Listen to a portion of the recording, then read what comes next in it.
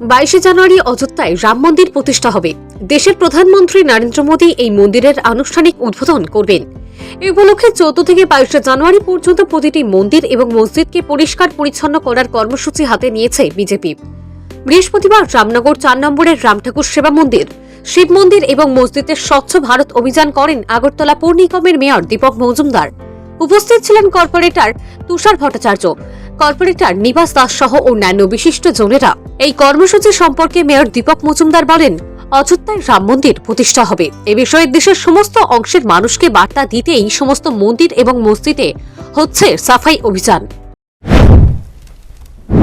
রামনগর 4 নম্বর শেষ প্রান্তে আমাদের শিব মন্দির, রামঠাকুর সেবাশ্রম এবং আমাদের যে মসজিদ, এগুলি আমরা আজকে স্বচ্ছ ভারত অভিযান করলাম। আগামী 22 জানুয়ারি আমাদের পুরুষোত্তম মর্যাদা পুরুষ ভগবান রামচন্দ্রের আনুষ্ঠানিকভাবে প্রাণ প্রতিষ্ঠা হবে অযোধ্যায়। সেই উপলক্ষে আমাদের যশস্বী প্রধানমন্ত্রী নরেন্দ্র মোদী সারা ভারতবর্ষে, সারা পৃথিবীর কাছে, সমস্ত মানুষের কাছে স্বচ্ছ ভারত অভিযান করা হয়েছে এবং আমরা সেই উদ্দেশ্যে গত 14 তারিখ থেকে আগামী 21 তারিখ অবধি সমস্ত দেবালয়, মন্দির, মসজিদ আমরা স্বচ্ছতা অভিযান করব।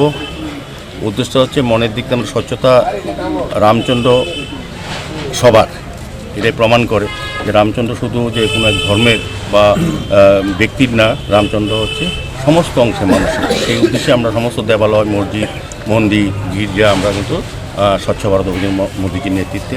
তো উদ্দেশ্য একটা হচ্ছে আগামী 22 জানুয়ারি যে 500 বছরে যে আমাদের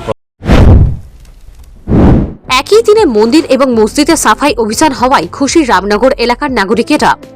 মন্দিরে রাম থাকেন আর মসজিদে থাকেন রহিন, কিন্তু দুইজন একই ব্যক্তি, শুধু নামের মধ্যে তফাৎ।